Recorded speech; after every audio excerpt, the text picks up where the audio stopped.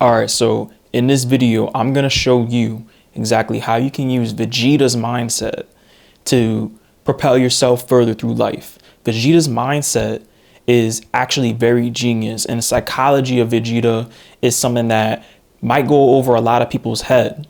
But everyone's favorite Saiyan prince, who loses the riches that he was born into, becomes something greater after his journey. And this journey is something that a lot of us don't even realize that we can relate to, or that we do relate to on a different level.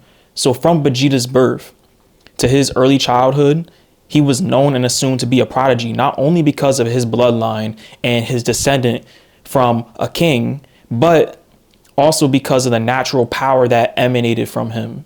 Everybody knew Vegeta was going to be something strong. They knew he was going to be a leader. They knew he was going to be powerful. Before he was even a fully developed prince, before he could even take the throne, they could sense the power within him. Before Vegeta's planet was destroyed during his youth, he naturally grows up confident, and he naturally grows up arrogant, fully confident in his abilities and his power as a prince, because he knows nothing else. He was born, someone was already telling him, you're meant to be a prince. Someone was already telling him, this is your position, this is who you are, this is who we are, this is what our family is like, and this is what we're about. You're gonna go ahead and you're gonna do these things this way. You're gonna have this mentality. You're gonna be this person. Imagine that being drilled into you at a young age. Naturally, you're going to be born much more confident. And this is the first point I'm going to make. We are all born with a potential for greatness. It's up to us to naturally live up to it. So not everybody is fortunate as Vegeta, but we all have that potential within us. Whether or not you live up to that potential is truly up to you. But everyone is born the same. Meaning we're all born and we start at zero when we're born. Yes, of course, we might be born into wealth. Some of us might be born into poverty. But the only difference separating those two is the mindset. So if you can come into the right mindset, then you can achieve anything in life. Because there's people that are born with advantages, but don't realize the advantage that they have. So they squander it. So that leads me to point two. It's called potential for a reason. Some of us are born disadvantaged, while others may have an advantage and not appreciate it or squander it. That is point two. For Vegeta, he lost his advantage when his entire race was destroyed, save for a few of them. And the one who did the destroying, which was Frieza, basically made them his slaves afterwards.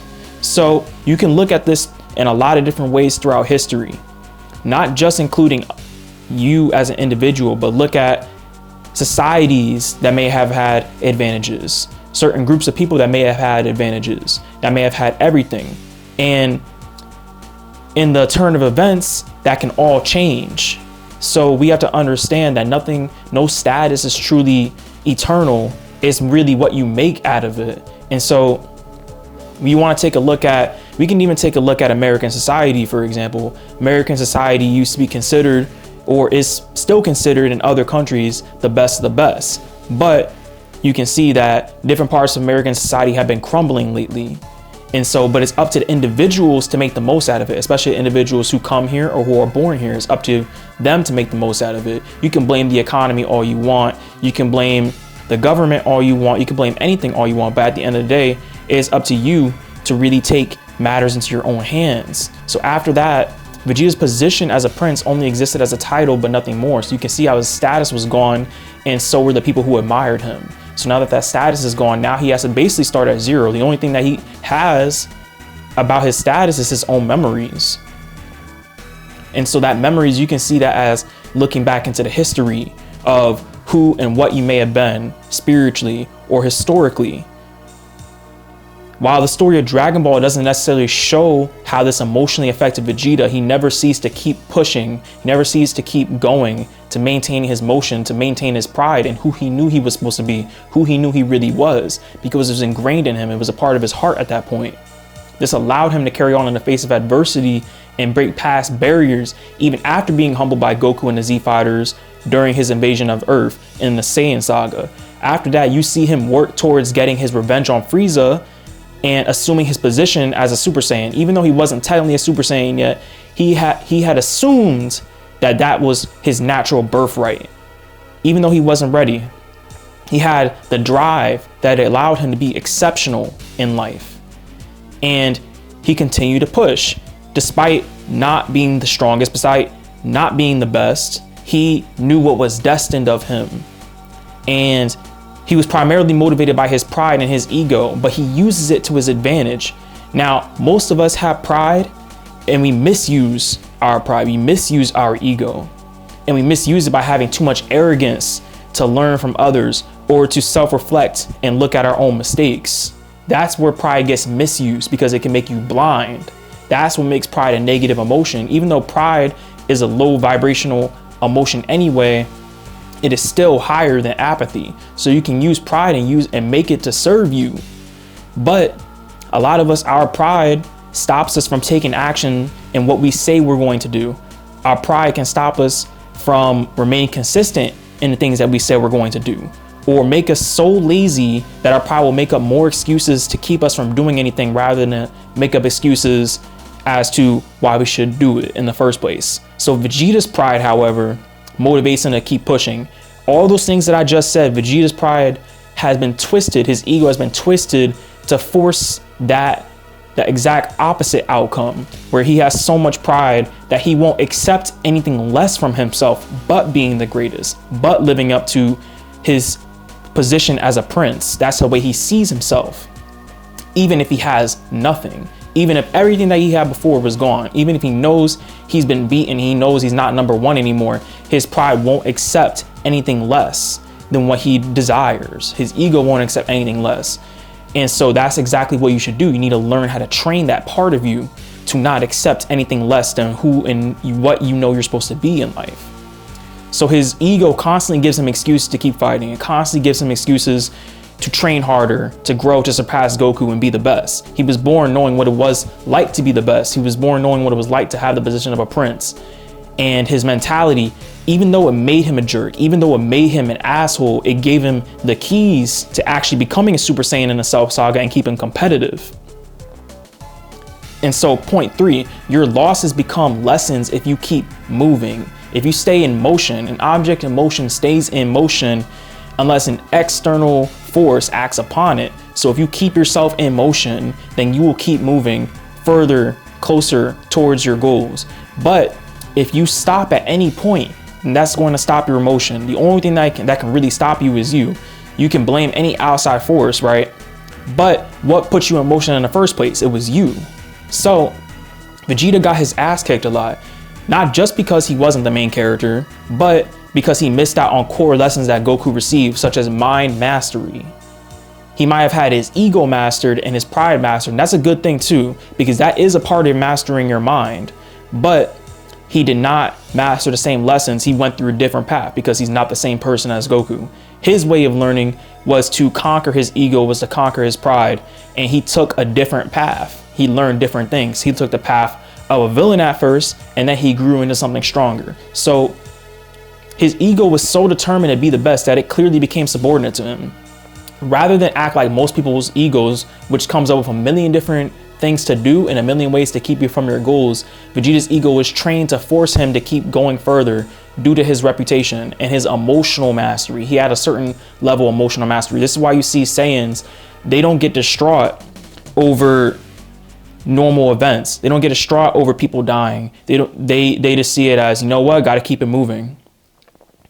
You know, or they were too weak to push forward. That's the way that warrior race was trained. They were trained to not have their emotions take over them. They were trained to take over their emotions and use their pride and use their ego to push them forward on the battlefield. So that's essentially what Vegeta did. He trained himself. This is why he was able to gain power despite not always winning. His losses humbled him and stained his pride so much that his ego forced him to get better so that he wouldn't experience the same embarrassment again. And his lowest point, you could say, was in the Buu Saga, when he allowed himself to be manipulated by Babidi just to gain more power and fight Goku. Despite allowing this to happen, though, he was never fully under his control. He only did it on purpose to be stronger. And what fall into this low state really did was it showed him and allowed him to discover things that truly matter to him, like his family and, you know, his kids, his wife, everything. And Even after that, he sacrifices himself, he dies. And that's another thing, because when he dies, he overcomes that life, overcomes, knowing that barrier between life and death, understanding who he really is and learning lessons, going to hell, because they did send Vegeta to hell afterwards. And the only thing that really got him pardoned was that they just needed him back to fight against Buu. They absolutely needed him. They brought him back. When he came back, he truly appreciated things, not just because he died, but because the lessons that he learned and overcoming that hump, realizing that, the things that really matter to me, what I really came here for, I didn't even know I came here for, but I was led here because of the journey that I went through. So you have to really take into account that where your journey leads you, you might not see where it's taking you, but it's taking you to what you came here for. And that's the last point. Point 4 is that your inner fire will lead you where you need to be if you allow it to. So you have to continue to follow where that fire within you is trying to take you. And Vegeta continuously followed himself where he desired to be. Nothing got in his way, not even his family, not even himself. He remained consistent despite whatever happened. And he cared nothing about being the best. And it was when he didn't care, that's when he grew the most. You can see when he first turned Super Saiyan, he let go of everything. He didn't care. But that allowed him to find out what he did care about in the future, because that was his breaking point. When he realized that he couldn't keep up, he had to let go of everything. That letting go portion, if you can really understand what it is that holds you back, understand those mental and emotional barriers, you can do anything. And Vegeta is a prime example of how you can do anything.